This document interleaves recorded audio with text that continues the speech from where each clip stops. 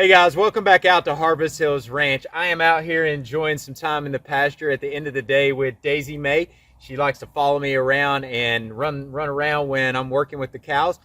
Hey, as I was out here working with these guys and just thinking, I see this term grass-fed on different things that are out there, different products that are out in the marketplace, and I thought I would provide some insight on this for you from someone who is out there on a daily basis working with these animals, and when you need to pay attention to that, and maybe when you need to ask more questions and look a little bit deeper.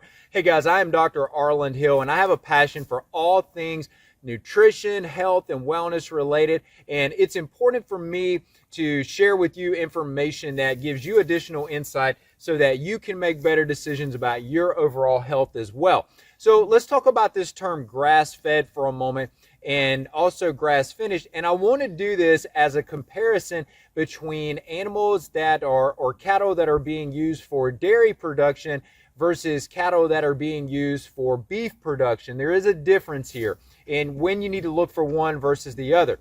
So let's talk about this in regards to grass-fed. When is grass-fed an acceptable term to finalize a decision on? And that is generally when we are talking about dairy products. So if you're thinking about buying butter or milk or some other dairy-oriented product, if that animal is only grass-fed, then that means that you've got an acceptable product there. That is on the labels, that is the final terminology that you're looking for. Now, it doesn't mean that you don't want to also look for additional information just in terms of how those animals are raised, practices of this nature for the farm, the overall animal welfare, is it organic, things of this nature. Those still come into play. But just in thinking about grass-fed, when you're looking at a dairy product, grass-fed is a final term you can rest on.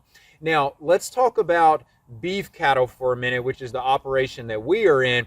We don't do anything with dairy here at Harvest Hills Ranch. We're only beef. And when we look at grass-fed, in our view, that's not an acceptable end term that we should land on, because it's a term that when you start to talk about looking at an animal that's actually going to be harvested, it's a term that can be manipulated. As it really relates to the life cycle of these animals, all cattle are grass-fed. They're starting out on pasture, they're running on pasture for the majority of their life, and then the majority of these animals that we see out there are going to a feedlot for finishing. And here comes the more important term, grass finishing. Grass finishing, when we're talking about beef, is actually the more important term here. That's what we should be looking for, not only grass-fed.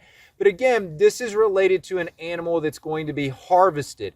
If that animal is not going to be harvested like we think about with dairy, then grass-fed becomes an acceptable term to use there. But when it relates to beef, we need to look at grass finishing. It's these last few months of life that can have a big impact on what the final product, the nutritional value in the final product that you're consuming. And so we want to make sure that those last few months that we were working with solely grass, or not to make the conversation complicated, but there could also be legumes and forbs and these other types of pasture plants in there as well. So grass-fed, good for dairy. Grass-finished, what you need to be shooting for when it comes to beef. So hopefully you find that helpful, guys. And I'll try to add some more clarity as I think about things and come across things that I think will be insightful for you. I'll try to add more clarity to these terms that we see out there and what they really mean on the backside of these operations, where we are at, and where we can provide you some additional insight. So hopefully you found that helpful. Hey, if you are looking for more information like this, make sure you go to harvesthillsranch.com.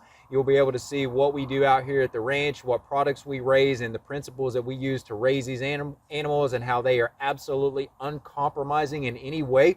And if you want to find more about what I do on the clinical side and how I take these same types of principles and these same nutritional mindsets and apply them to human health to help my patients achieve optimal health, you can go to drarlandhill.com to be able to do that. So until next time, guys, we'll see you soon.